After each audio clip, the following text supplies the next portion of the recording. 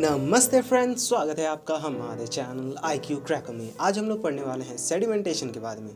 तो बिना किसी देरी के चलिए शुरू करते हैं।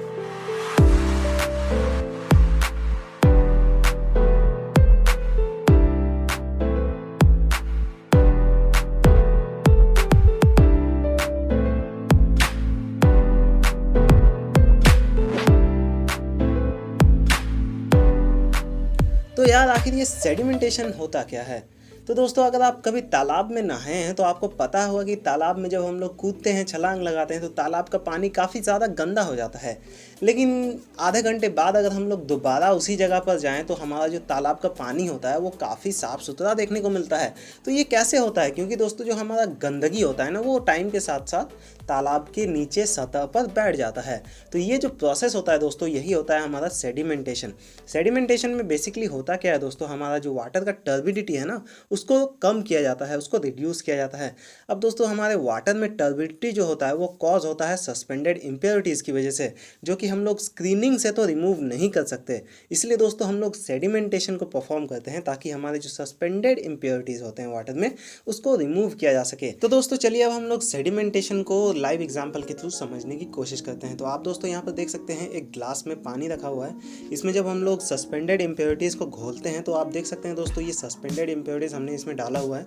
अब दोस्तों, अगर हम लोग पानी को कुछ देर के लिए इसी तरह विदाउट एनी डिस्टर्बेंस रख दें तो आप देख सकते हैं जो सस्पेंडेड इम्प्योरिटीज़ है, ये ग्रेविटी के इन्फ्लुएंस के कारण धीरे धीरे नीचे सेटल डाउन होते जा रहे हैं। और दोस्तों, आप लोग देख सकते हैं हमारे जो पानी का टर्बिडिटी लेवल है वो कितना कम हो चुका है। हमारा पानी काफ़ी ज़्यादा साफ सुथरा दिखने लगा है। लेकिन अभी भी आप अगर गौर करके देखें तो इसमें काफ़ी सारे कोलाइडल इम्प्योरिटीज़, छोटे छोटे कोलाइडल इम्प्योरिटीज़ जो है मौजूद है। अब दोस्तों, थ्योरेटिकली अगर हम लोग बात करें तो ये कोलाइडल इम्प्योरिटीज़ भी सेडिमेंटेशन के थ्रू रिमूव किए जा सकते हैं, बट इसके लिए हमें लगभग 2 से 3 दिन तक पानी को इसी तरह शांत रखना पड़ेगा, जो कि प्रैक्टिकल तो नहीं लगता। इसलिए दोस्तों, हम लोग कोलाइडल इम्प्योरिटीज़ को रिमूव करने के लिए सेडिमेंटेशन के साथ कोगुलेशन को भी परफॉर्म करते हैं। अब कोगुलेशन के बारे में हम लोग आगे आराम से बैठ के बात करेंगे। अभी फिलहाल के लिए सेडिमेंटेशन को पहले जान लेते हैं। तो दोस्तों, सेडिमेंटेशन प्रोसेस में ज़्यादा कुछ तो होता नहीं है, बस हमें पानी को एक जगह स्थिर रखने की ज़रूरत पड़ती है, पानी को रेस्ट पोजीशन में रखने की ज़रूरत पड़ती है, जिससे कि हमारा जो सस्पेंडेड इम्प्योरिटीज़ है वो ग्रेविटी के इन्फ्लुएंस में आने की वजह से नीचे जाके सेटल डाउन हो सके।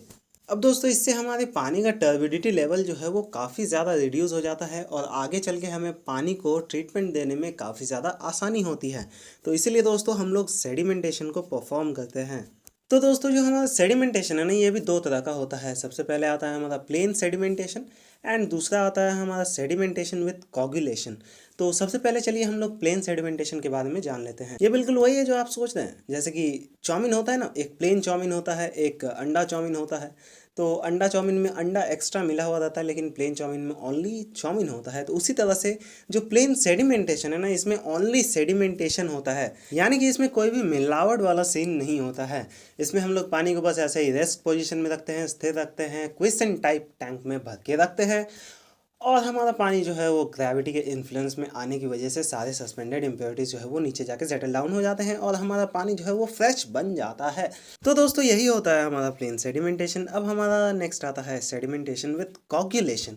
तो सेडिमेंटेशन विथ कोगुलेशन क्या होता है, चलिए देखते हैं।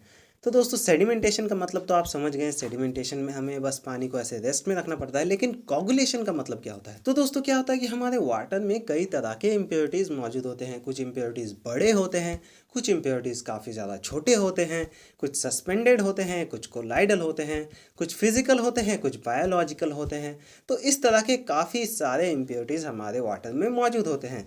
तो दोस्तों, उन इम्प्योरिटीज़ का अपना अपना स्पेसिफिक ग्रेविटी होता है।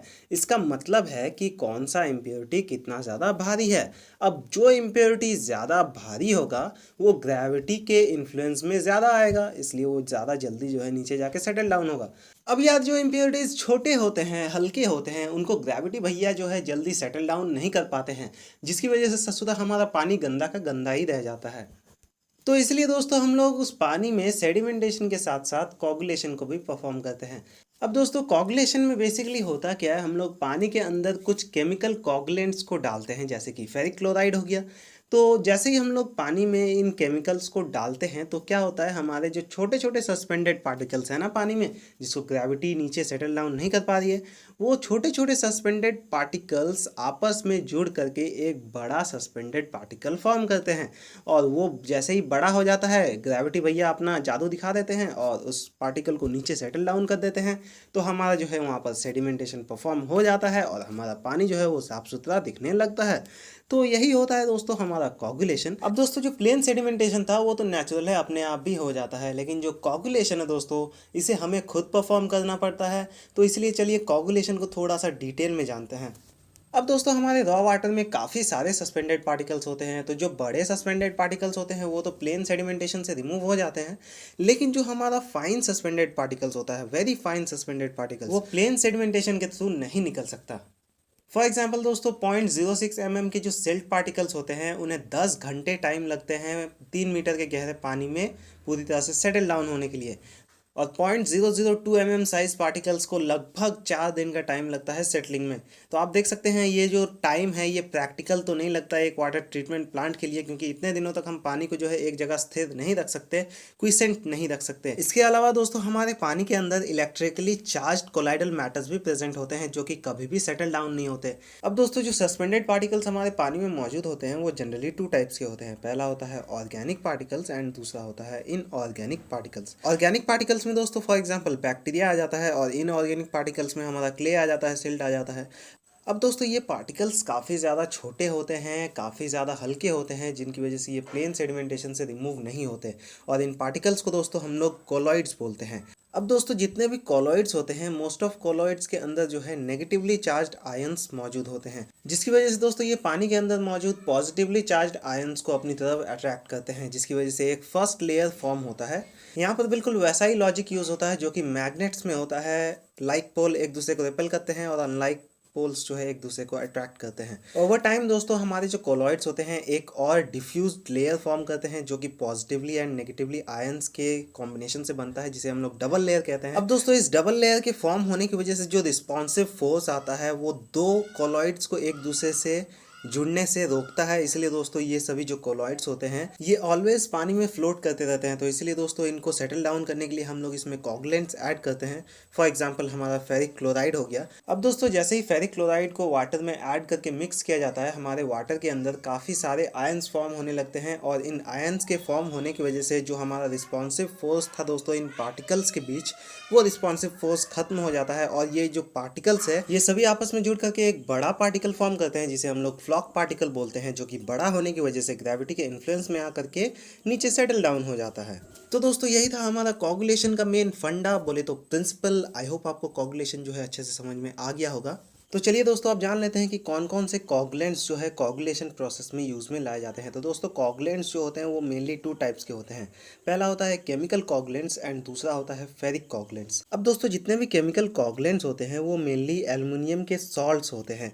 फॉर एग्जाम्पल एलम हो गया, फिल्टर एलम हो गया, फिर सोडियम एल्यूमिनेट हो गया, ये सभी जो है एल्यूमिनियम के सॉल्ट्स है। अब दोस्तों जो हमारा फेरिक कोगुलेंट है ना, फेरिक का मतलब होता है आयरन। यहाँ पर हमारे जो सॉल्ट्स है वो आयरन के बने हुए हैं। आयरन से बने हुए मतलब आयरन के कंपाउंड्स है ये। फॉर एग्जांपल फेरिक सल्फेट हो गया, फेरिक क्लोराइड वगैरह हो गया। तो ये सभी जो आयरन सॉल्ट्स हैं इनको एज अ कोगुलेंट्स यूज़ में लाया जाता है। अब चलिए हम लोग कोगुलेशन के प्रोसेस को थोड़ा सा देख लेते हैं। तो दोस्तों अब हमें कैसे पता चलेगा कि कोगुलेशन में आखिर कितना कोगुलेंट जो है ऐड करना है। आखिर ये है तो केमिकल, इसको हम लोग ज़्यादा भी नहीं डाल सकते, कम भी नहीं डाल सकते। तो हम लोग कैसे पता करें कि आखिर हमारा पानी में कितना कोगुलेंट ऐड करना है। तो इसको पता करने के लिए दोस्तों हम लोग सिंपल एक टेस्ट परफॉर्म करते हैं जिसका नाम है जार टेस्ट। आप इसका नाम याद रखिएगा, जार टेस्ट। ओके, तो इस टेस्टिंग में बेसिकली होता क्या है दोस्तों, हम लोग 4 से 5 बीकर लेते हैं जिसमें कि सैंपल ऑफ वाटर जो है हमारा डाला हुआ रहता है और उन सभी बीकर्स में दोस्तों हम लोग डिफरेंट अमाउंट में कोगुलेंट्स को ऐड करते हैं और अपना नोटबुक में नोट करते हैं कि कौन सा कोगुलेंट मतलब कितना कोगुलेंट कौन से बीकर में कितना ज़्यादा इफेक्टिव है। तो जो ज़्यादा इफेक्टिव होता है उस क्वांटिटी को हम लोग जो है चुन लेते हैं। तो कुछ इसी तरह का होता है दोस्तों हमारा जार टेस्ट। अगर आपको इस टेस्ट के बारे में डिटेल में जानना है तो मैंने इसके रिगार्डिंग एक वीडियो ऑलरेडी बनाया हुआ है मेरे चैनल पे, आप उसे जाकर के देख सकते हैं, डिस्क्रिप्शन में आपको लिंक मिल जाएगा।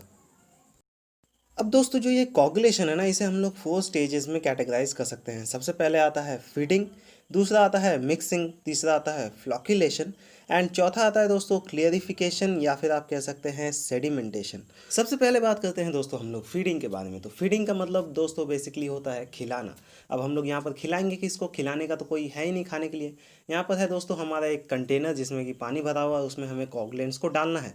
तो यहाँ पर डालना बोलना सही रहेगा, खिलाना, खिलाने के लिए तो कोई जानवर वगैरह चाहिए ना, यहाँ पर हम लोग डालेंगे। ओके, तो फीडिंग का मतलब डालना हो गया।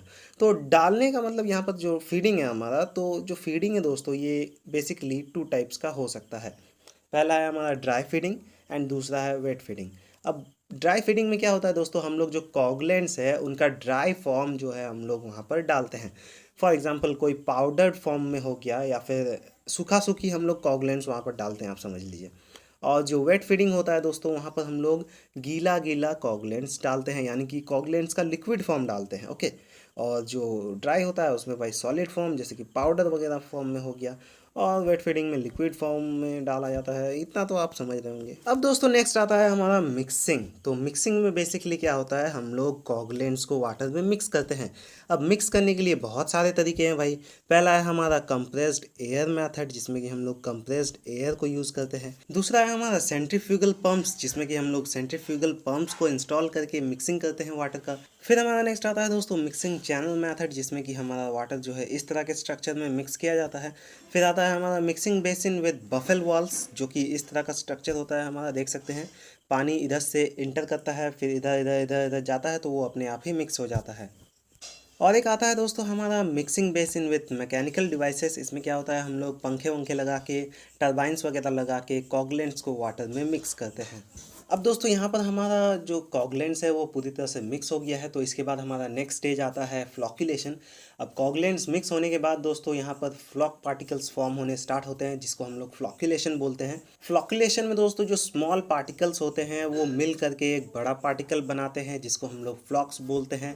फ्लॉक्स के बनने के बाद दोस्तों नेक्स्ट स्टेज में हमारा जो क्लियरिफिकेशन होता है, यानी कि जो सेडिमेंटेशन होता है, उसमें क्या होता है, ये सभी फ्लॉक पार्टिकल्स जो है ग्रेविटी के इन्फ्लुएंस में आकर नीचे जाके सेटल डाउन हो जाते हैं और एक स्लज फॉर्म करते हैं। अब दोस्तों हमारे फ्लॉक पार्टिकल्स को सेटल डाउन होने के लिए पानी का स्थिर रहना बहुत ज़्यादा ज़रूरी है, पानी का क्विसेंट रहना बहुत ज़्यादा ज़रूरी होता है। इसलिए दोस्तों हम लोग सेडिमेंटेशन को इस तरह से डिज़ाइन करते हैं कि हमारा जो पानी है वो लगभग 3 to 4 आवर्स के डिटेंशन टाइम तक क्विसेंट रह सके। और दोस्तों जैसे ही हमारे फ्लॉक पार्टिकल्स 2-3 घंटे के बाद नीचे जाकर के सेटल डाउन हो जाते हैं, तो वहाँ पर हमारा नीचे में जो है स्लज फॉर्मेशन हो जाता है और उस स्लज को मैकेनिकल आर्म्स के थ्रू जो है रिमूव कर दिया जाता है। और दोस्तों जो हमारा फ्रेश वाटर रहता है उसे हम लोग ऊपर ही ऊपर आउटलेट पाइप्स के थ्रू ट्रांसपोर्ट कर देते हैं फिल्ट्रेशन टैंक्स में, जहाँ पर उसे फिल्टर किया जाता है।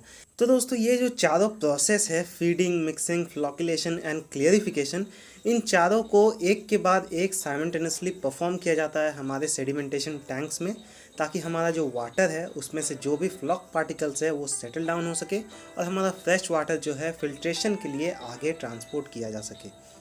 तो दोस्तों आई होप आपको sedimentation, plain sedimentation and coagulation, ये तीनों टॉपिक्स अच्छे से समझ में आ गए होंगे।